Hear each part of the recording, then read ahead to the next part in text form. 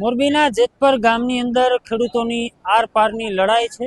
ખેડૂતોએ સરકાર સામે બાયો જે રીતે ચડાવી છે, આજે એમનો 11મો દિવસ છે। આમ તો છેલ્લા 1 મહિનાથી આ આંદોલન છે તે શરૂ કરી દેવામાં આવ્યું છે, પરંતુ જે અમરનાથ ઉપવાસ છે તેમનો આજે 11મો દિવસ છે। 7 જેટલા ખેડૂતો છે તે આ ઉપવાસની અંદર જોડાયા છે અને આપણી સાથે અત્યારે જે ભાઈ છે તેમને તમે અત્યારે જોઈ રહ્યા છો, તે અહીંના જે મંત્રી છે કાંતિભાઈ અમૃતિયા, તેમના ભાઈ છે, તે આ ખેડૂતોની લડાઈ માટે ઉતરી આવ્યા છે। તેમની સાથે જ સીધી વાત કરવી છે। કારાભાઈ, શું કહેશો?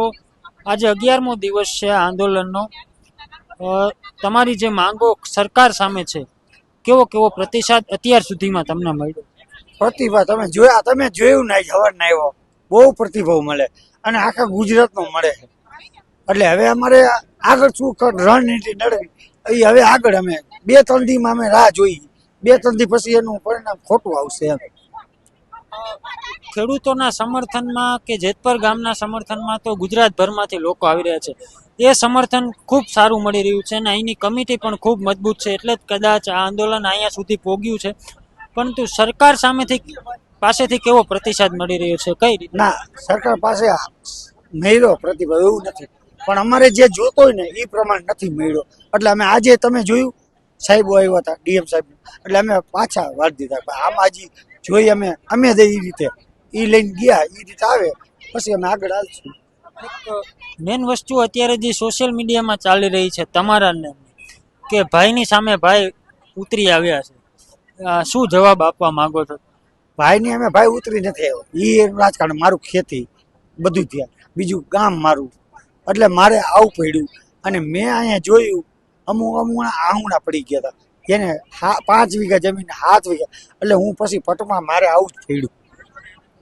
હા, બીજી વાત એ પણ છે કે તમે આ આંદોલનની અંદર જોડાયા, તેને લઈને તમારી કાંતિભાઈ સાથે કોઈ વાતચીત થઈ છે કે તેમને કોઈ વાત કરવાની ટ્રાય કરી? હા, આવી હતી, આજે જ વાત હતી। એ લોકો અહીંયા કમ્પ્લેટ કરી અને રવાના કરશે કીધું એને મને। આંદોલનને લઈને સરકાર પણ પોઝિટિવ એમાં મારે ન ખબર, પોઝિટિવ, પણ હજી આ વાર કેમ લાગી ખબર નથી, પણ આજે ફોન આવ્યો પોઝિટિવ સરકાર, અને એ લઈને આવ્યો તમે સ્વીકારશો બધા તમારે? ચોક્કસથી જે રીતે હાલ કારાભાઈ આપણી સાથે હતા, તેમની સાથે આપણે વાતચીત કરી, તેમને આંદોલનની પહેલેથી લઈને છેલ્લે સુધીની જે ઘડતર છે તે આપણને જણાવી છે। બીજી તરફ જે સોશિયલ મીડિયા કે મીડિયાની અંદર જે વાતો થઈ રહી છે, ભાઈ સામે ઉતરી આવ્યા છે, તેમને તદ્દન ખોટી દર્શાવી છે। કારણ કે કાંતિભાઈ અમૃતિયા છે તે શાસન પક્ષના રાજ્ય સરકારના મંત્રી છે, તે તેમનું કામ કરી રહ્યા છે, પોતે ખેડૂત છે, પોતે પોતાનું કામ છે તે કરી રહ્યા છે।